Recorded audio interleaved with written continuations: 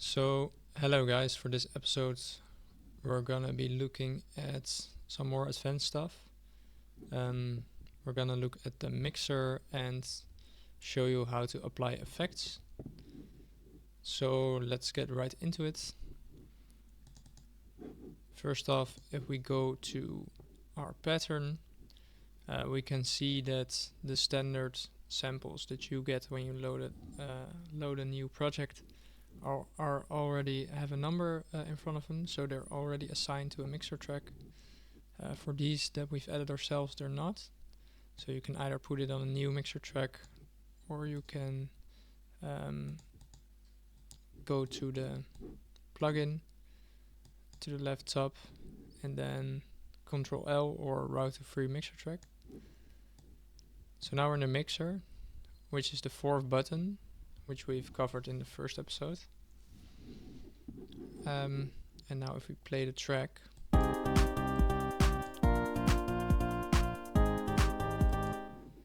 so you can see that this has been playing on the mixer, but the boo bass and the guitar synth aren't, because they're not assigned yet. Everything here goes through the master, and you see this by the little line going through the master. You can turn this off, but we want to keep it going through the master. So the master is basically the end volume, so to say.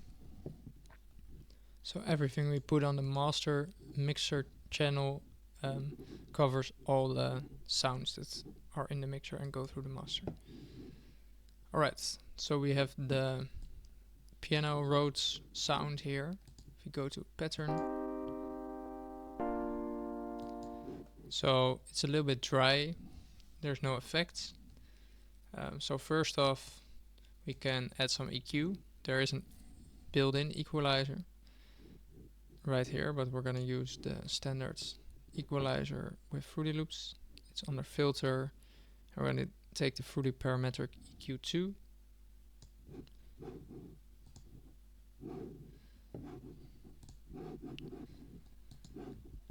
Alright, now if we play the sound, so you can see all the frequencies that are in this sound.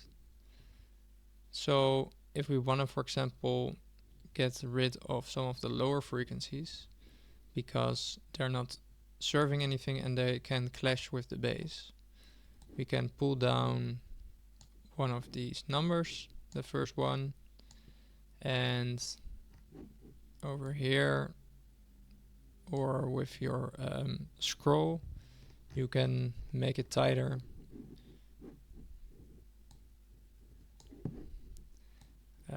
You could also right click and then type, and then let's do a high pass.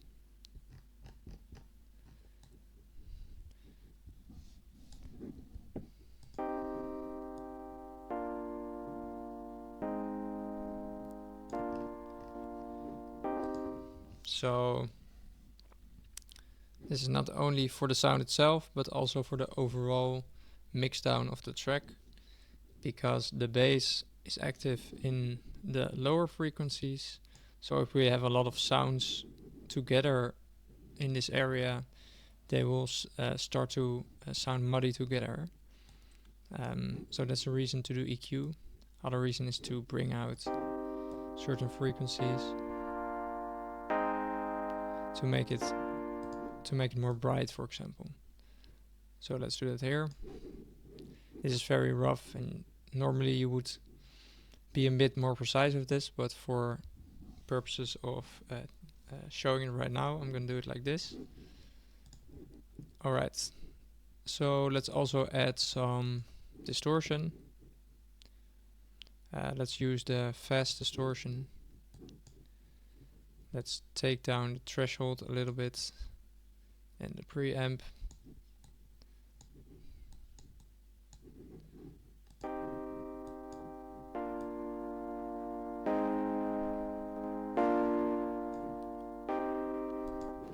So this gives it a little bit more of a harsh sounding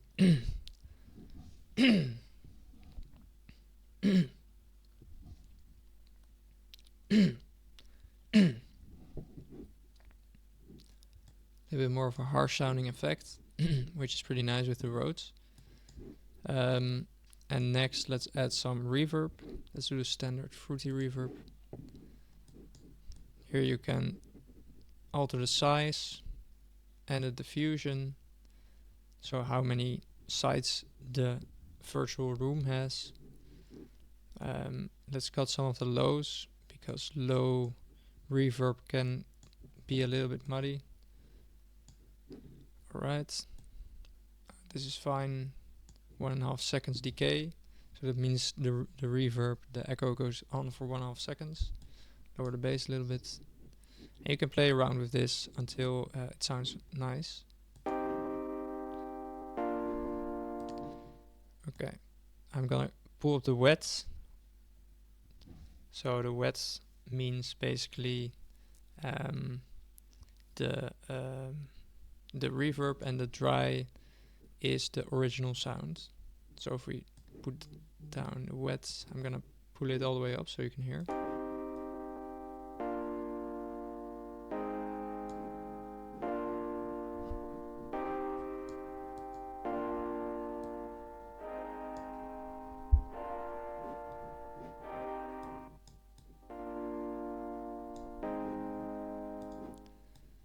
Alright.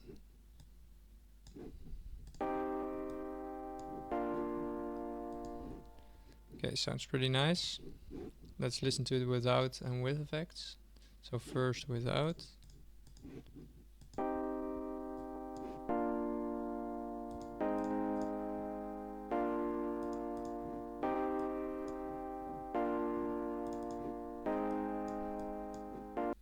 So the order in which you put the effects is also important, because if we do reverb first and then the distortion, then it will distort the reverb as well.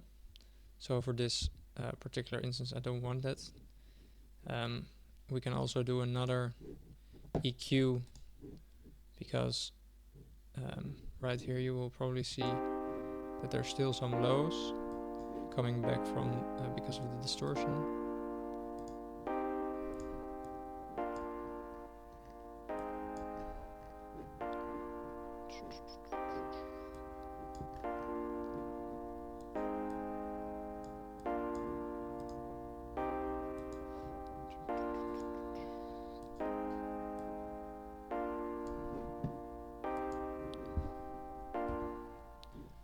Alright, so those are some basic effects, and one more basic thing would be the sidechaining. So sidechaining basically means that with most electronic music you want a lot of the sounds to duck at the moment a kick plays, to get that pumping sound, but also to make room for the kick. So there's multiple ways to do this. One way is with an LFO tool like Grow Speed. Where is my Grow Speed? There. So it already has a sidechain preset here. I'm gonna right click on these buttons. So over here the sound is gonna get pushed away, and this is gonna this is the volume that it keeps. So here the kick would play, and there it takes down the volume. And right now it will be pretty harsh.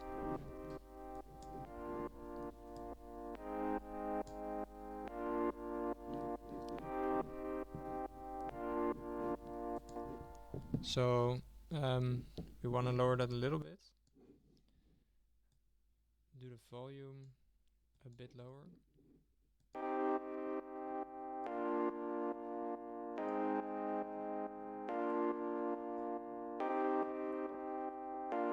Alright, and another way, I'm just gonna mute this one for a second. Other way is using the fruity limiter. And then we need to get the kick. We used this kick. So it's already on 1. Let's name this for a second. So we have to click the kick and then right click on the roads, the FO keys, on this arrow right here, and then say sidechain to this track. So now you see a little line going there. Now if we go there to the roads and go to our through delimiter, we can go to compression over here, and then it says sidechain, and now we can select 1, which is the kick we just sidechained. So over here you want to get the threshold down, get a little bit of knee and ratio as well, and you can play around with these. I can explain what these do exactly later, but for now it is fine if you copy these settings. And then if we play the track,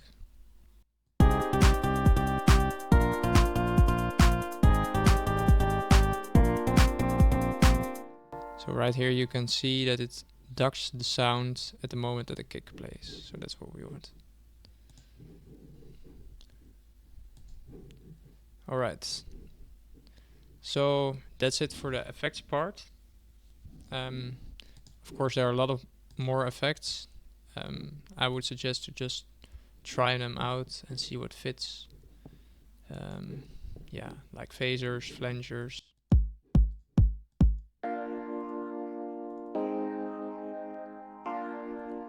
Most effects also have presets you can play around with.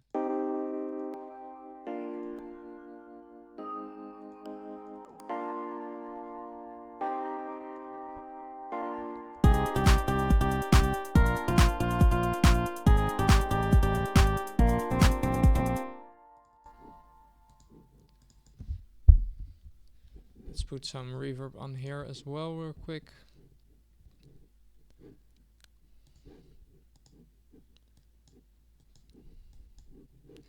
And let's also add some delay, which is also a really common type of effect.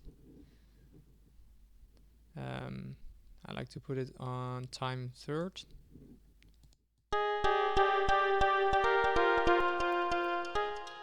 Do a bit of a high pass with the cutoff down to get rid of the low frequencies. And then get the wet down a little bit as well. And the feedback also.